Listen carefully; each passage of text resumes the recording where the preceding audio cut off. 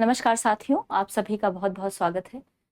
साहित्य की जो अपनी क्लास हमने बीच में रोकी थी उसको फिर से कंटिन्यू करेंगे। और साहित्य इतिहास की जब हम बात करते हैं तो इसके अंदर काल विभाजन जो था उसको आपने समझ लिया था। आदि काल हमारा लगभग पूरा हो चुका था, लेकिन आदि काल से पहले जो इतिहास लेखन है वो शुरुआत कहाँ से होती है, या जो हम साहित्य इतिहास कहते हैं उसमें साहित्य और इतिहास का क्या अर्थ होता है वो जानना बहुत ज़रूरी है। और वो क्लास हमारी रह गई थी। तो हम आगे भक्ति काल को शुरू करें उससे पहले ज़रूरी है कि आप इन 2-3 क्लासेस में ये सारी चीज़ें समझ लें, ताकि आप जो साहित्य पढ़ रहे हैं उसको रिलेट कर पाएँ कि वास्तव में साहित्य पढ़ा क्यों जा रहा है, या फिर आपने साहित्य क्यों पढ़ना है। दूसरा, अगर आपने पुरानी क्लास देखी होगी तो शायद आपको समझ आ गई होगी, नोट बना लिए होंगे, लेकिन अगर आप नए से शुरुआत कर रहे हैं तो बिल्कुल ये क्लास आपके लिए महत्वपूर्ण रहेगी। जितने लोग जुड़े हैं सभी का बहुत बहुत स्वागत है। हम बात कर रहे हैं किसकी? साहित्य इतिहास की। तो साहित्य इतिहास लेखन की परंपरा के अंतर्गत आप देख जानते हैं कि बहुत सारे लोगों ने साहित्य का इतिहास लिखने का प्रयास किया। खासकर हिंदी साहित्य की जब हम बात करते हैं, अलग अलग भाषाओं का अपना साहित्य होता है और हर साहित्य की अपनी एक विशेषता होती है, जिसके आधार पर बहुत सारे राइटर या बहुत सारे कवि जो हैं रचनाएं करते हैं।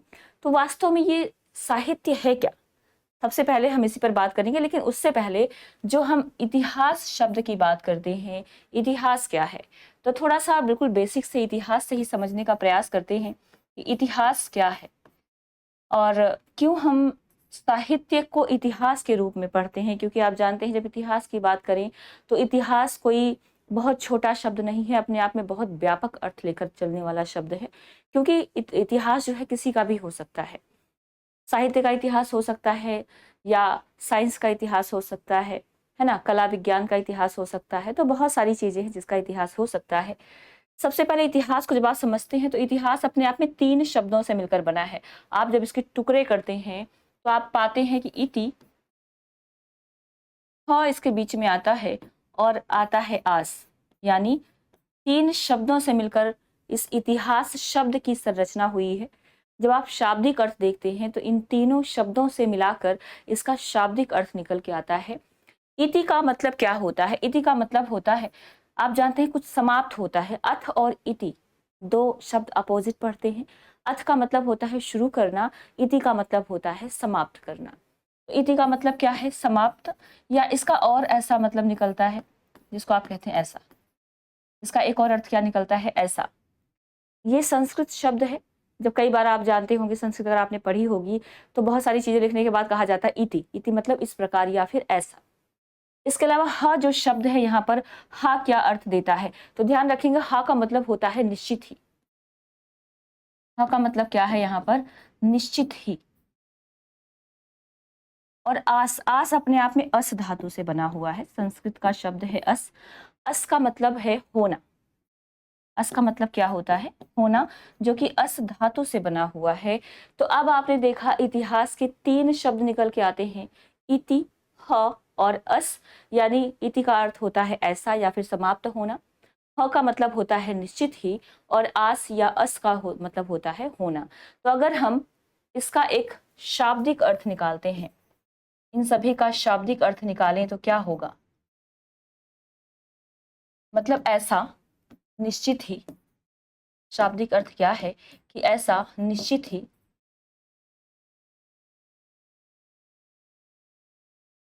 घटित हुआ है। ऐसा निश्चित ही घटित हुआ है। तो इसका अर्थ आपको समझ आया होगा कि घटित होने का मतलब जो चीजें हो चुकी हैं, बीत चुकी हैं, उसको हम इतिहास के रूप में देखते हैं। थोड़ा सा इतिहास पर और बात करेंगे, उसके बाद हम अपने साहित्य इतिहास पर आएंगे। बहुत अच्छे। इतिहास, इति मतलब ऐसा, और ऐसा भी होता है, और इति मतलब होता है समाप्ति। मतलब ऐसा जो समाप्त हो चुका है और निश्चित ही ऐसा घटित हुआ है, रियल में ऐसा हुआ है, और उन्हीं पर चीजें जो है लिखी जाती हैं, इसको आप इतिहास कहते हैं।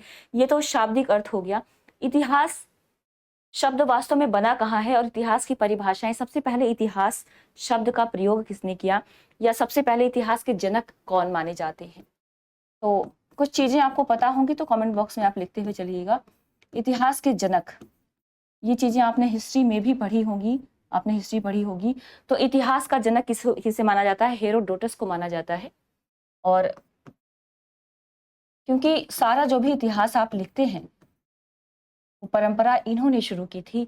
बीती हुई बातों को कैसे आप लिख सकते हैं, तथ्यात्मक रूप से घटनाक्रम को अरेंज करते हुए चीजों को कैसे लोगों के सामने ला सकते हैं।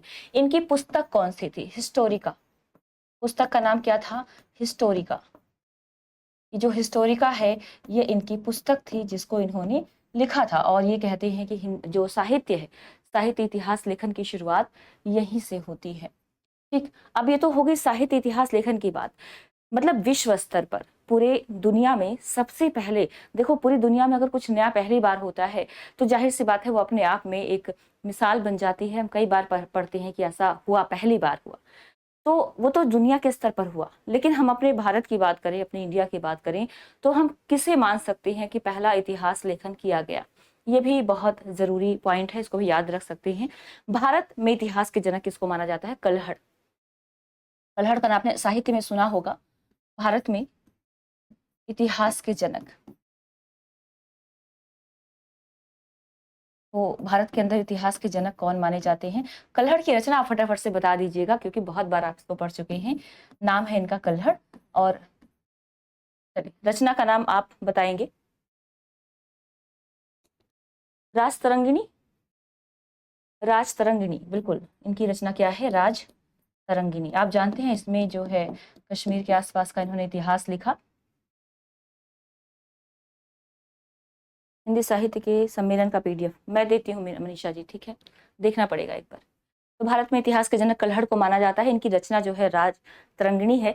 अब यहाँ पर हम बात करें, ये तो हमने इतिहास की बात कर ली, अगर साहित्य में इतिहास देखते हैं तो साहित्य में कहाँ से शुरुआत होती है?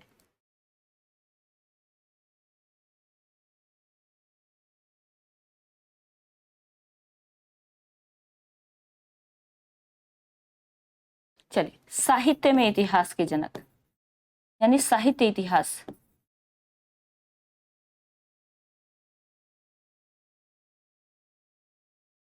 ये हम बिल्कुल बेसिक चीजें देख रहे हैं और ये महत्वपूर्ण चीजें हैं क्योंकि बेस बनाना जरूरी होता है। एक बार शुरुआत में आप चीजों को समझ जाएंगे तो आगे आप अच्छे से इसको देख पाएंगे। माना जाता है महर्षि वेद व्यास जी को, महर्षि वेद व्यास जी को माना जाता है। और इनकी रचना आप जानते हैं महाभारत। अब ये महाभारत के बारे में आप लोग परिचित हैं। कहा जाता है कि महाभारत कुरुक्षेत्र के मैदान में जो कुछ हुआ था उन सभी की घटनाओं का वर्णन किया गया है इसके अंदर, अर्थात जो बातें बीत चुकी हैं। अब जो बीत चुकी हैं वही तो इतिहास है और उसी का वर्णन इन्होंने किसके अंदर किया? महाभारत के अंदर किया। तो साहित्य के अंदर, और इसको हम साहित्य की श्रेणी में रखते हैं, इससे भी आप लोग परिचित हैं। तो साहित्य इतिहास के जनक के रूप में आप किसको मानते हैं? महर्षि वेद व्यास, जिन्होंने महाभारत की रचना की थी। ठीक है, इनका एक कथन है जिससे स्पष्ट होता है कि इन्होंने इतिहास को लेकर क्या चीजें जो है कही हैं। थोड़ा सा इनकी परिभाषा भी देख लेते हैं। कहते हैं धर्मार्थ, ये शायद कलर आपको दिख नहीं रहा होगा, थोड़ा सा मैं ब्लैक का ही यूज करती हूँ।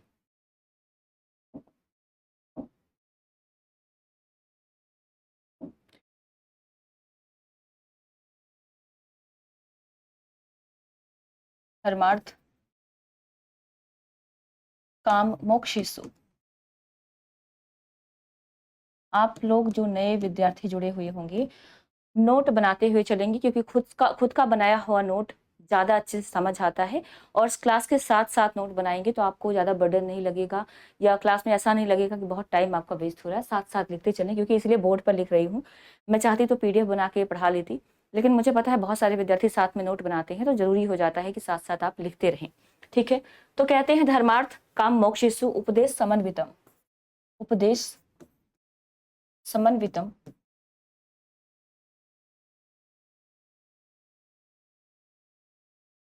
ये इतिहास की परिभाषा है, ध्यान रखेंगे। सत्य आख्यानम इति, सत्याख्यानम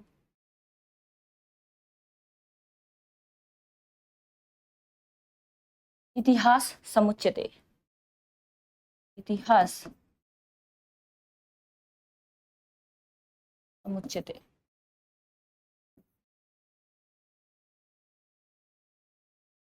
तो ये एक जो डेफिनेशन के द्वारा दी गई, इसका मतलब क्या है? धर्म, अर्थ, काम तथा मोक्ष मोक्ष के उपदेश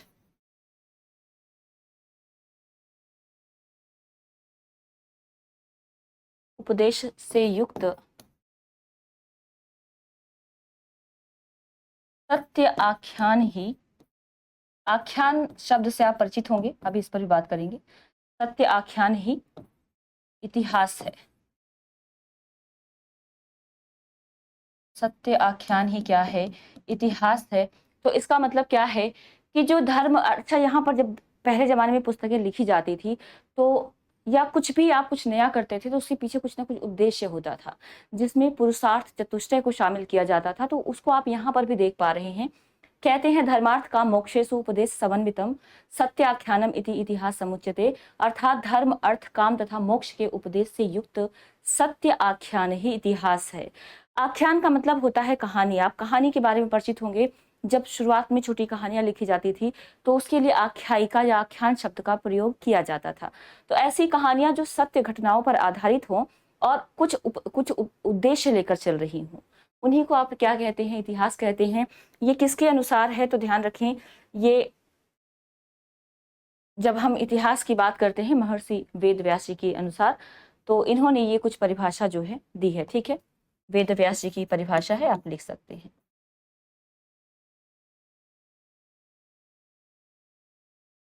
जो नए विद्यार्थी हैं उनके लिए और अच्छी रहेगी क्लास, क्योंकि बिल्कुल जीरो लेवल से आप इसकी बना सकते हैं अपनी जो नोट्स हैं। ठीक है, एक परिभाषा बहुत प्रसिद्ध है, थोड़ा सा इतिहास की परिभाषा एक और लिखते हैं। कहते हैं इतिहास केवल घटनाओं का संकलन मात्र नहीं है। इतिहास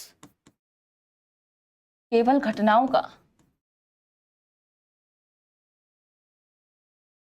इतिहास केवल घटनाओं का संकलन मात्र नहीं है।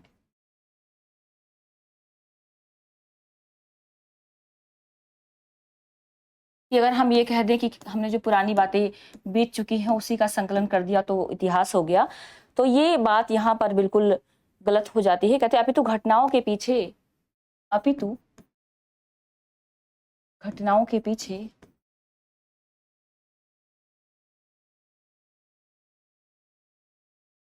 कार्य और कारण, कार्य कारण श्रृंखला विद्यमान रहती है। कार्य कारण श्रृंखला विद्यमान होती है, विद्यमान होती है। इसका मतलब क्या है? इसका मतलब ये है कि केवल घटनाएं ही नहीं है, घटनाओं के पीछे का रीजन क्या है। जो भी घटनाएं घटित हो रही हैं उसके पीछे, जब कार्य कारण की बात करते हैं तो जो कार्य हो रहा है उसके पीछे क्या कारण है, उसको भी आप इस इतिहास के अंदर मेंशन करते हैं। और इसी कार्य कारण श्रृंखला को खोजने का काम क्या है? इतिहास है। इसी कार्य कारण, कार्य कारण श्रृंखला को खोजने का कार्य, खोजने का कार्य क्या है? इतिहास है। खोजने का कार्य ही इतिहास है। तो यहां से अब तक आपको इतिहास की डेफिनेशन समझ आ गई होगी। परिभाषा किसकी है? हीगल की है। हीगल इतिहास की परिभाषा देते हुए कहते हैं इतिहास केवल घटनाओं का संकलन मात्र नहीं है, अपितु घटनाओं के पीछे कार्य कारण श्रृंखला विद्यमान होती है। इसी कार्य कारण श्रृंखला को खोजने का कार्य ही क्या है? इतिहास है। यानी अब यहाँ से दो चीजें आपको स्पष्ट हो चुकी हैं। इतिहास क्या है? एक तो बीती हुई बातों को लिखना, बातें सत्य होनी चाहिए, सत्य घटना पर आधारित होनी चाहिए, और दूसरा जो है उसके पीछे कारण भी होना चाहिए कि घटनाएं घटी क्यों थी। तो ये कुछ विशेष बातें जो आप यहाँ पर देख सकते हैं। ठीक है, चल समझ आ रहा है क्या? जो नए विद्यार्थी होंगे एक बार आप बता देंगे।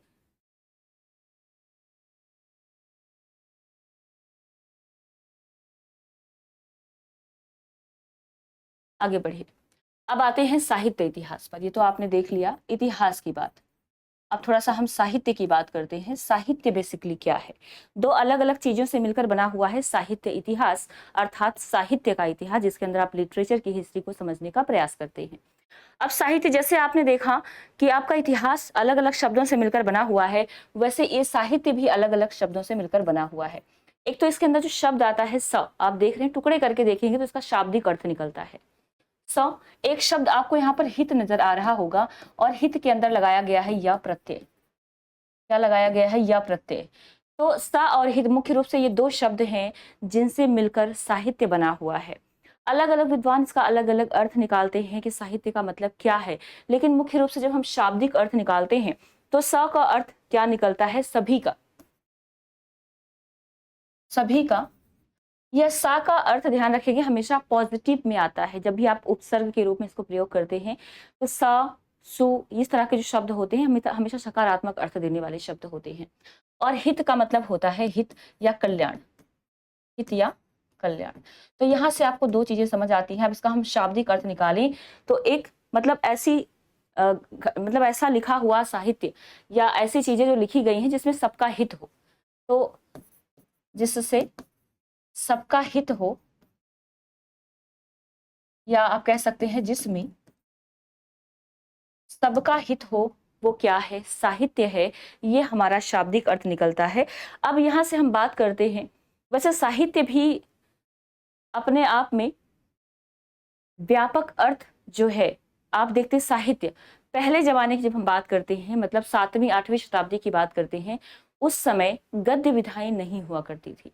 आप जब इतिहास पढ़ते हैं तो आप जानते हैं ज्यादातर काव्य लिखे जाते थे।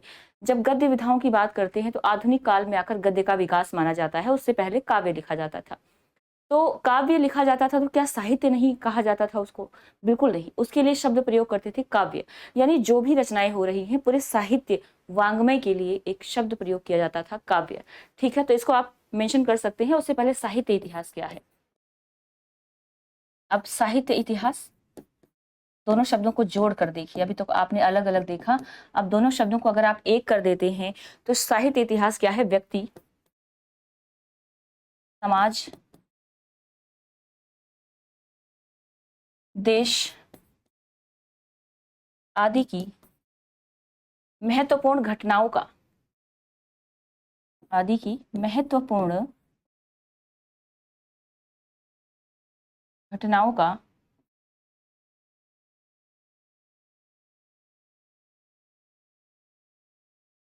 तथ्यात्मक रूप से, तथ्यात्मक रूप से कालक्रमानुसार वर्णन, कालक्रमानुसार वर्णन, ये क्या है? साहित्य है। यानी हमने व्यक्ति, समाज, देश आदि की महत्वपूर्ण घटनाओं को कालक्रम से लिखा है, और उस कालक्रम में लिखी गई जो चीजें हैं वो तथ्यात्मक रूप से सत्य होनी चाहिए। क्योंकि जब आपने एक एग्जाम्पल देखा होगा पृथ्वीराज रासो का, हम कहते हैं इतिहास नहीं है या वो साहित्य के अंदर नहीं आता है। तो अगर दो चीजें यहाँ पर होती हैं, साहित्य और इतिहास, कहते हैं अगर साहित्य इतिहास लिखा जा रहा है तो साहित्य तो होना चाहिए, साथ में उसके अंदर इतिहास भी शामिल होना चाहिए। अगर आप इतिहास शामिल नहीं करते तो केवल साहित्य बचता है, उसके अंदर इतिहास नाम की कोई चीज नहीं रह जाती है। तो इसीलिए तथ्यात्मक रूप से चीजें सही होनी चाहिए, तभी वो साहित्य इतिहास की श्रेणी में आता है। अब साहित्य की उत्पत्ति, जो साहित्य शब्द है, साहित्य शब्द की उत्पत्ति की बात करते हैं, इसकी उत्पत्ति कहाँ से हुई? तो सबसे पहले समय क्या है? 7वीं 8वीं शताब्दी। जो 7वीं 8वीं शताब्दी है वहां से शुरुआत हो जाती है साहित्य की। तो उससे पहले क्या था? तो ध्यान रखिए, उससे पहले क्या प्रयोग होता था? उससे पहले संपूर्ण साहित्य मतलब काव्य जो रचना होती थी, काव्य को साहित्य के रूप में, साहित्य के रूप में जाना जाता था।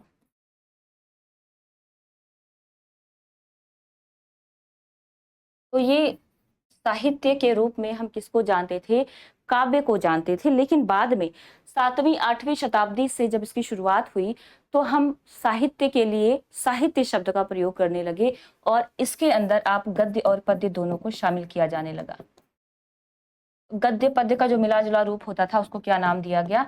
साहित्य। यानी अब साहित्य क्या है? व्यापक अर्थ में प्रयोग हो रहा है। और जो पहले काव्य होता था, अब काव्य जो होता था उसका अर्थ जो है सीमित हो गया। सीमित हो गया किसके अर्थ में? कविता के अर्थ में।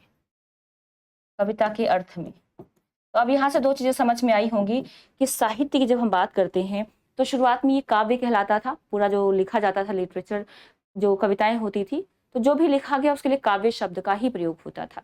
लेकिन जब धीरे धीरे समय परिवर्तन हुआ, कुछ गद्य विधाएं भी लिखी जाने लगी, तो वहां पर काव्य का अर्थ सीमित हो गया, और सीमित अर्थ क्या हो गया, कविता के अर्थ में हो गया कि आपने कोई कविता लिखी वही काव्य है। और व्यापक अर्थ में गद्य गद्य और पद्य दोनों का मिश्रण क्या हो गया, साहित्य कहलाया। तो ये चीजें आपको जो है याद रखनी है, साहित्य, काव्य और साहित्य का व्यापक अर्थ क्या है और काव्य का सीमित अर्थ क्या है, वो आपको पता होना चाहिए। ठीक है, चलिए थोड़ा सा हम साहित्य की डेफिनेशन देखते हैं एक दो, कि हिंदी, जब हम साहित्य इतिहास की बात करते हैं, साहित्य इतिहास की परिभाषाएं,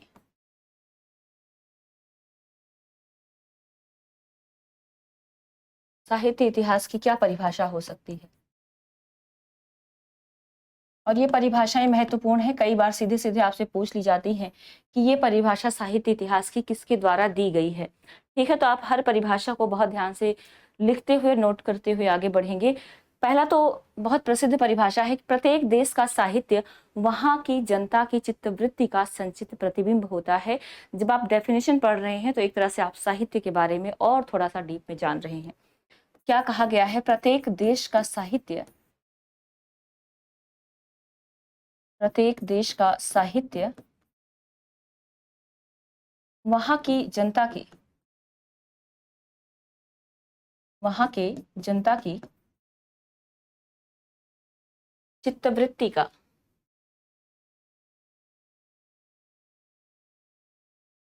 चित्तवृत्ति का संचित प्रतिबिंब होता है, संचित प्रतिबिंब होता है। इसका मतलब क्या है, इसका मतलब क्या है कि हर देश का एक अलग साहित्य हो सकता है, क्योंकि हर देश की जनता की जो चित्तवृत्ति है, यानी चित्तवृत्ति कहने का मतलब कि आपके जो मन के भाव हैं वो एक जैसे नहीं हो सकते, अलग अलग होंगे। तो जनता किस तरह की है, कैसे उसके मनोभाव हैं, उसकी चित्तवृत्ति है, उसको आधार बनाकर जो भी आप लिख रहे हैं वो आपका साहित्य है, और हर देश का अपना एक साहित्य होता है। तो डेफिनेशन कहती है कि प्रत्येक देश का साहित्य वहां की जनता की चित्तवृत्ति का संचित प्रतिबिंब होता है।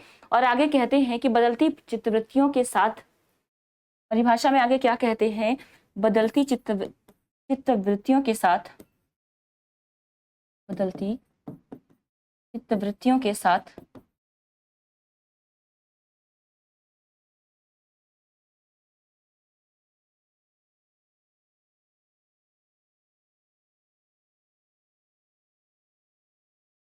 साहित्य परंपरा की, साहित्य परंपरा का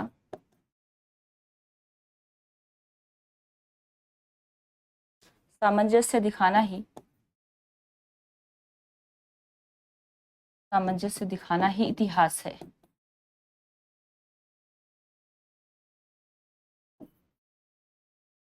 कहने का मतलब ये है कि समय के साथ हमेशा इंसान की सोच ऐसे एक जैसी नहीं होगी, हमेशा उनकी मनोवृत्तियां एक जैसी नहीं होगी। जैसे जैसे समय परिवर्तन होगा, लोगों की मनोवृत्तियों में भी परिवर्तन हो जाएगा।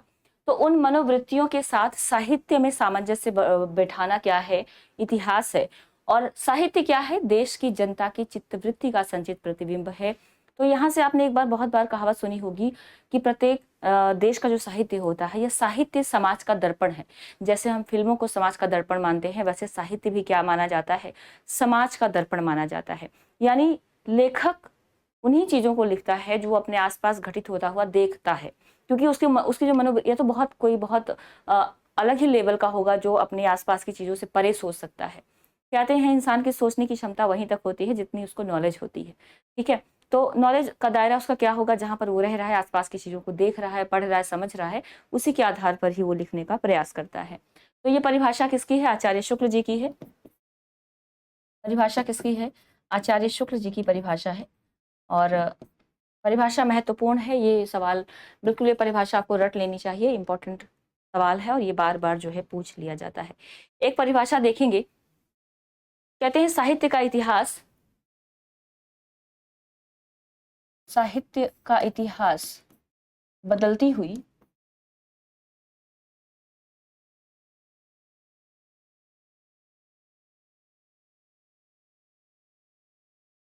साहित्य का जो इतिहास है वो बदलती हुई अभिरुचियों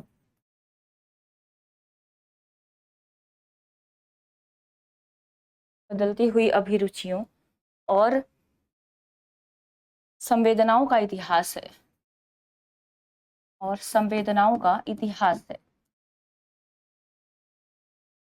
बदलती हुई रुचियों और संवेदनाओं का इतिहास है।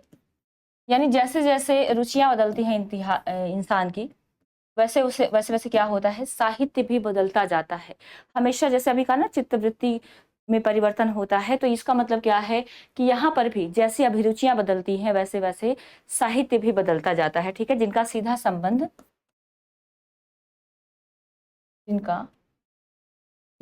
संबंध किसके होता है?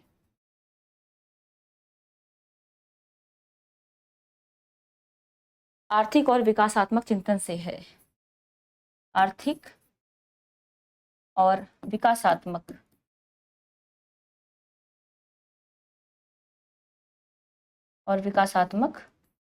चिंतन से है।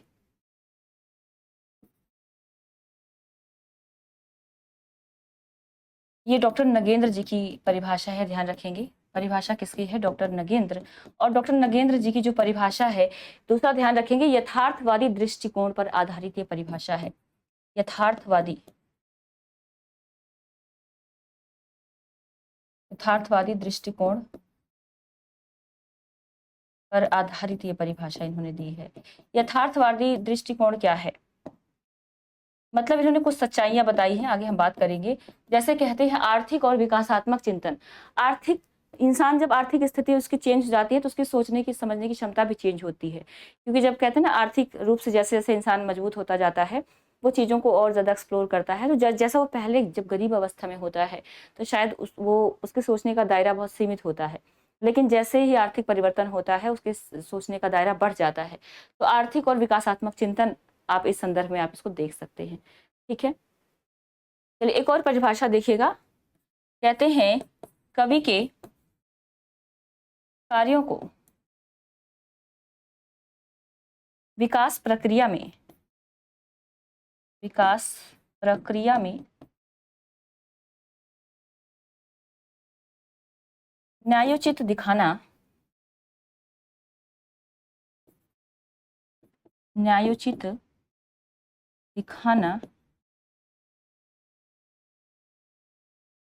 ही इतिहास है। तो इतिहास की जो है अलग अलग वैसे परिभाषाएं बहुत सारी हैं। डॉक्टर रामस्वरूप चतुर्वेदी की परिभाषा है ये, इसको आप नोट करें। जो नए विद्यार्थी होंगे बिल्कुल शुरू से सारी चीजें नोट करते हुए जाएंगे। अब अगली जो क्लास होगी उसके अंदर आप क्या देखेंगे, बहुत सारी जो इतिहास लेखन की परंपरा जब शुरू हुई तो अलग अलग पद्धतियां अपनाई गई। मतलब इतिहास लेखन की विभिन्न पद्धतियां क्या रही हैं, अगली क्लास में उस पर चर्चा करेंगे। तो ये आपकी 2 क्लासेस शुरुआत की हो जाएंगी। उसके बाद आप सीधे काल विभाजन और नामकरण, उसके बाद की सीरीज आपकी जो है सामने मिल जाएगी, तो आप उसको पूरा कंटिन्यूसली देख लीजिएगा। और उसके बाद की जो क्लास होगी हम सीधे भक्ति काल से शुरू करेंगे। तो मुझे लगता है ये चीजें आपको समझ आई होंगी। इतिहास क्या है, साहित्य क्या है, साहित्य इतिहास क्या है, और इसकी जो परिभाषा दी है कि साहित्य इतिहास लिखा क्यों जाता है, ये चीजें आपको समझ आ गई होंगी। ठीक है, चलिए तो फिलहाल इस क्लास में इतना ही, और इस क्लास को यहीं पर समाप्त करेंगे। आज पहली क्लास थी एप्लीकेशन पर, मतलब जो हमने नई शुरुआत की है, तो इसलिए बहुत ज़्यादा यहाँ पर नहीं रखा है, थोड़ा ही शुरुआत करी हमने। कल से डिटेल क्लासेस होंगी तो 1-1.5 घंटे क्लासेस चल जाया करेंगी। ठीक है, चलिए देखो बोर्ड भी बंद हो गया, तो इस क्लास को यहीं पर समाप्त करेंगे।